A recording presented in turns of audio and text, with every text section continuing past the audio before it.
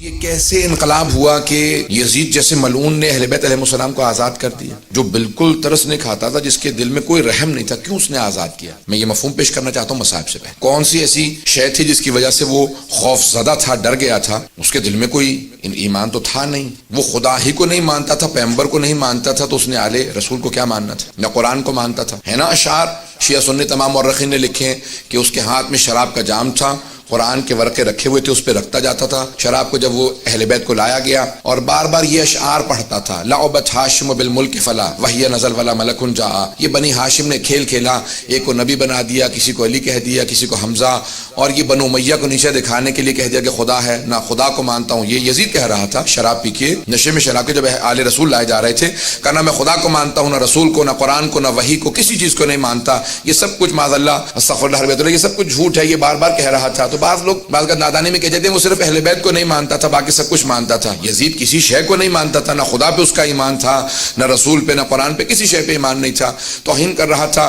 اس لیے زیدان گرامی علیہ السلام نے کہا کہ اس نے پوری کوشش کی کہ جتنے بھی آثار ہیں وہ ختم کر دیے جائیں۔ اب وہ میں ایک خطبے میں پیش کر چکا ہوں جناب زینب کبریٰ کے متعلق، جو میں نے خطبہ پیش کیا تھا اس میں تفصیل سے نے پیش کیا کہ بی بی نے پورے دربار کا ماحول منقلب کر دیا تھا، اس لیے اس نے خطبے کی امام سجاد کو اجازت دی تھی، والا اجازت نہیں دینا چاہتا تھا۔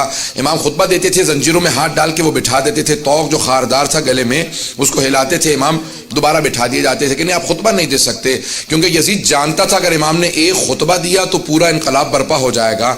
اب کیا ہوا ایسا؟ علامہ مجلسی نے بحار الانوار میں ایک روایت کو نقل کیا ہے، میں صرف اس کو پڑھوں گا کہ کیسے علامہ مجلسی کہتے ہیں کہ ایک عیسائی گزر رہا تھا جو اپنی بیٹی اور بیوی کے ساتھ شام آیا تھا، دمشق آیا تھا، اس کے زادرہ ختم ہو گیا، جب سب پیسے ختم ہو گئے تو اس نے سوچا کہ کیا کروں، بادشاہ کے سامنے کوئی تحفہ دوں گا تو وہ اس کے بدلے میں مجھے کوئی انعام دے گا، پیسے دے گا، تو مسلمانوں کے بادشاہ کو کوئی تحفہ دے دیتا ہوں۔ سوچنے لگا، پھر اس نے کہا کہ ایک ہرنی کو میں کہیں سے شکار کرتا ہوں، گیا جا کے دیکھا ایک ہرنی بہت خوبصورت تھی، گلے میں رسی ڈالی، گھسیٹتا ہوا جا رہا تھا کہ اچانک زندان کے دروازے پہ ہرنی رک گئی۔ اس نے بہت کوشش کی، کہا کہ اتنا زور لگا رہا ہوں لیکن کھینچا نہیں جا سکتا، کھینچتا رہا، اچانک اس نے رسی کو ڈھیلا کیا، دھکیلنے لگا، ہرنی بہت تیزی سے زندان کے دروازے پہ آئی، اور علامہ مجلسی کہتے ہیں بحار الانوار میں کہ اس نے فصیح عربی زبان میں کہا السلام علیک یا ابن رسول اللہ۔ وہ عیسائی تھا، پریشان ہونے لگا کہ یہ کیا کیفیت ہے، جانور بول رہے ہیں، بڑا پریشان ہو کے آگے بڑھا دیکھنے کے لیے کہ زندان میں کون ہے جسے یہ ہرنی نے فصیح عربی زبان میں سلام کیا۔ تو ایک مرتبہ جب آگے بڑھا تو دیکھا کہ ایک جلا ہوا امامے کا کپڑا ہے کسی کے سر کے نیچے، اور کچھ مستورات بیٹھی ہوئی ہیں، کچھ بچے باقی رہ گئے ہیں۔ میں نے آج صبح کی مجلس میں کہا تھا نا، جب آل رسول مدینے سے جا رہے تھے نا کربلا تو 46 بچے ساتھ تھے، 46 چلڈرن تھے، 46، اور جب واپس جا رہے تھے تو 10 بچے بھی نہیں رہ گئے تھے۔ نہ جانے کتنے بچوں کی شہادتیں ہوئی ہیں۔ آگے بڑھ کے دیکھنے لگا، امام سجاد فوراً اٹھے، زندان کے دروازے پہ آئے، اور ایک مرتبہ اس نے امام کی طرف دیکھا کہ آپ کون ہیں، آپ اس زندان میں کیوں ہیں، یہ ہرنی کیوں بول رہی ہے، اور آپ کا مقام کسی کو کیوں معلوم نہیں؟ امام نے ہرنی کی طرف دیکھا، دیکھنے کے بعد کہا کہ یہ ہرنی مجھ سے صرف اتنا کہہ رہی ہے کہ مجھے اتنی دیر کی مہلت دلا دیں، میرے 2 بچے ہیں اس پہاڑ کے پیچھے، میں انہیں دودھ پلا کے واپس آ جاؤں۔ امام نے پلٹ کے اس عیسائی سے کہا میں تجھے ضمانت دیتا ہوں یہ ہرنی واپس آ جائے گی، بس اسے اتنی مہلت دے دے، اپنے بچوں کو دودھ پلا دے۔ اس نے فوراً اس ہرنی کو آزاد کر دیا، کہ میں نے آپ کی وجہ سے اسے آزاد کر دیا، یہ ہرنی آپ سے مہلت مانگ رہی ہے، یہ آپ کو کیسے معلوم؟ امام نے کیسے آزاد کر دے، میں حجت خدا ہوں۔ کہا آپ کون ہیں؟ کہا تو نے مسلمانوں کے آخر نبی جو ہیں، نبی آخر زمان، ان کا نام سن رکھا ہے؟ کہا ہاں، محمد مصطفیٰ۔ کہا کہ ان کے 2 نواسے تھے، حسن و حسین، میں حسین کا بیٹا ہوں۔ اب وہ تڑپنے لگا، کہا یہ سارے مسلمان ہیں اس شہر کے اندر، اور ان میں سے کوئی بھی آپ کی حرمت کو نہیں جانتا، کوئی آپ کے مقام و عظمت کو نہیں سمجھتا۔ ایک مرتبہ اس نے گھروں پہ جانا شروع کیا، دروازوں پہ دستک دینا شروع کی، مسلمانوں باہر آ جاؤ، یہ تمہارے نبی کی ذریت ہے جو قید خانے میں، یہ آل نبی ہیں جو تمہارے قید خانوں میں ہیں۔ مسلمان باہر نکلتے، وہ ایک مرتبہ آ کے پوچھنے لگا یہ مستورات کون ہیں؟ کہ یہ نبی کی نواسیاں ہیں، یہ علی کی بیٹیاں ہیں۔ جب اس نے زیادہ شور مچایا تو یزید کے جو سپاہی تھے انہوں نے اس کو گرفتار کر لیا۔ علامہ مجلسی کہتے ہیں کہ انہوں نے اس کا سر قلم کیا، اسے مار دیا، اور جا کے مدینے سے، دمشق سے باہر اس کو پھینک دیا یا دفنا دیا قبر کے اندر۔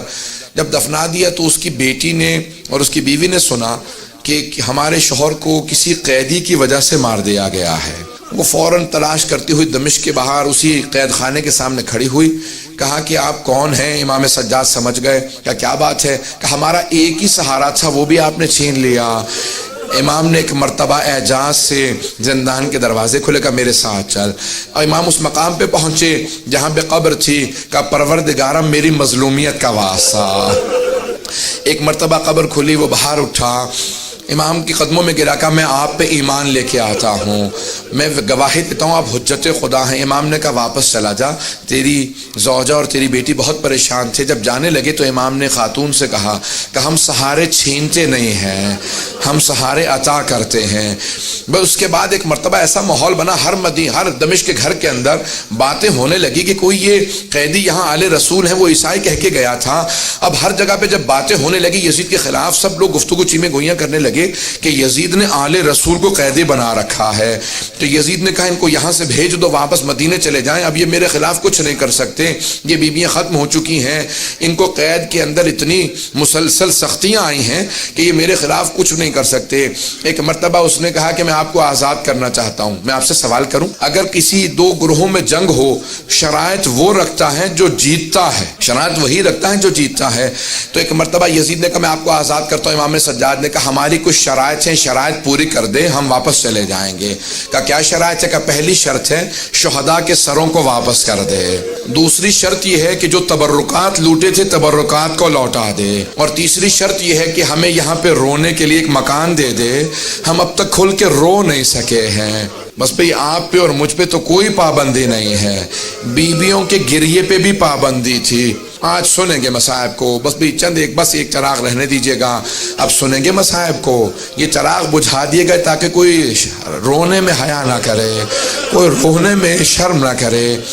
لیکن پھر بھی کچھ دیر بعد یہ چراغ جلا دیے جائیں گے، ہمیشہ تاریکی نہیں رہے گی۔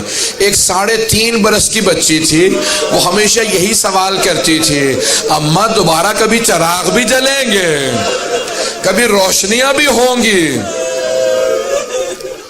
ایک مرتبہ مکان دیا کہ آپ یہاں پہ گریا کر سکتے ہیں، ساری بیبیاں زمین پہ بیٹھی گریا کر رہی تھی، روتی جاتی تھی، کوئی مصائب پڑھنے والا نہیں تھا۔ ایک بیوی آواز دیتی تھی واہ حسینہ، ساری بیبیاں رونے لگتی تھی۔ جب خاموش ہوتی دوسری بیوی کہتی واہ عباسہ، پھر جب خاموش ہوتی کوئی بیوی کہتی واہ علی اکبرہ، پھر کوئی کہتی واہ علی اصغرہ، واہ قاسمہ۔ بس شہداء کے نام آتے تھے، مصائب ذہن میں آ جاتے تھے۔ کسی کا لاشا پامال ہوا ذہن میں آتا تھا، کسی کے